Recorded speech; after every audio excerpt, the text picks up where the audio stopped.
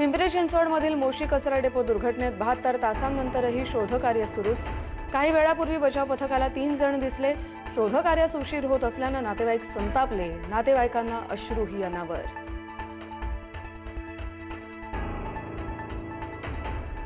मोशी दुर्घटनेबाबत धक्कादायक माहिती समोर। दुर्घटनाग्रस्त इमारतीच्या केवळ तळमजल्याच्या पूर्णत्वाचा दाखला। महापालिकेच्या बांधकाम विभागाने दिलेला दाखला पुढारी न्यूजच्या हाती।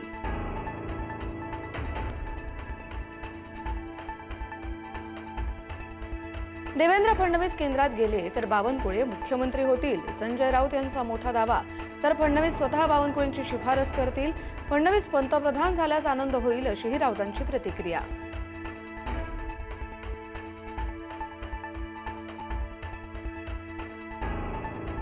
एकनाथ शिंदे पुन्हा मुख्यमंत्री होतील, आमदार बच्चू कडू यांनी व्यक्त केला विश्वास। फडणवीसांनी दिल्लीत जाऊन देशाची सूत्र हाती घ्यावीत असंही विधान।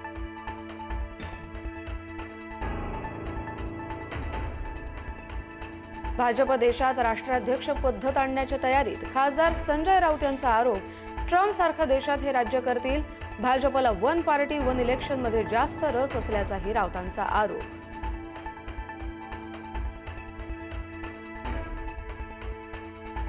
महात्मा फुले जन आरोग्य योजनेतील घोटाळ्यावर सरकार ॲक्शन मोडवर, गैरव्यवहाराचा अहवाल आरोग्यमंत्री प्रकाश आंबेडकर यांच्याकडे सादर।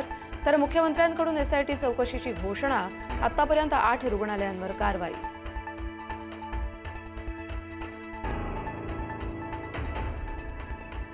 शेतकरी कर्जमाफीच्या नियम अटींमध्ये मोठा बदल। 50,000 रुपयांऐवजी आता 2 लाख रुपयांपर्यंत कर्जमाफी मिळणार।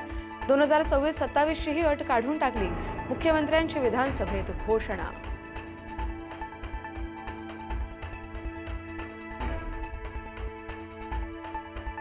गोकुळ आता सिंधुदुर्गात दूध संकलन विस्ताराच्या तयारीत।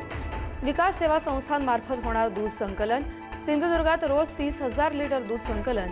दूध उत्पादन वाढीसाठी गोकुळची नवी रणनीती।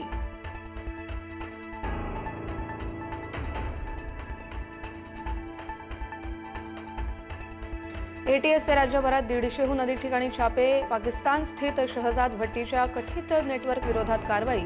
175 संशयितांची चौकशी सुरू, अनेकांना घेतलं ताब्यात।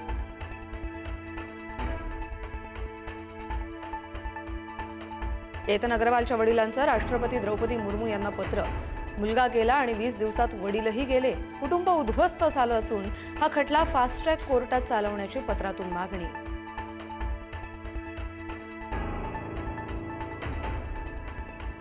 कोल्हापूरच्या कागलमध्ये लव्ह जिहाद झाल्याचा नागरिकांचा आरोप। कागल पोलीस ठाण्यासमोर ग्रामस्थांसाठीही आंदोलन।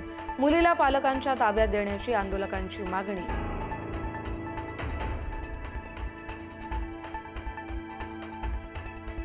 पालघर महापुरानंतर देवीपाड्यासह अनेक गावातील पूरग्रस्त अजूनही मदतीच्या प्रतीक्षेत। देवीपाडा, तरडेपाडा, देवशेत, झांझरोळी आणि मंडळपाडा या गावांना पुराच्या पाण्याचा 4ही बाजूंनी वेढा।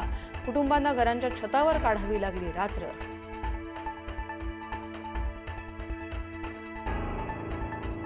2 दिवसांच्या मुक्कामानंतर ज्ञानेश्वर महाराजांच्या पालखीचं पुण्यातून सासवडकडे प्रस्थान। माऊलींची पालखी सध्या दिवे घाटात। माऊलींच्या पालखीचा आज सासवडमध्ये मुक्काम।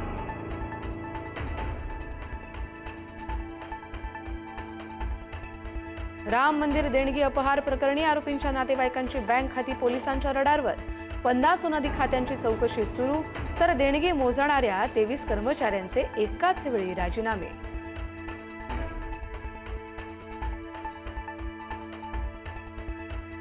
तेलंगणामध्ये पॉक्सोतील आरोपीचा रक्तरंजित थरार। जामिनावर सुट्टाच 6 जणांची निर्घृण हत्या।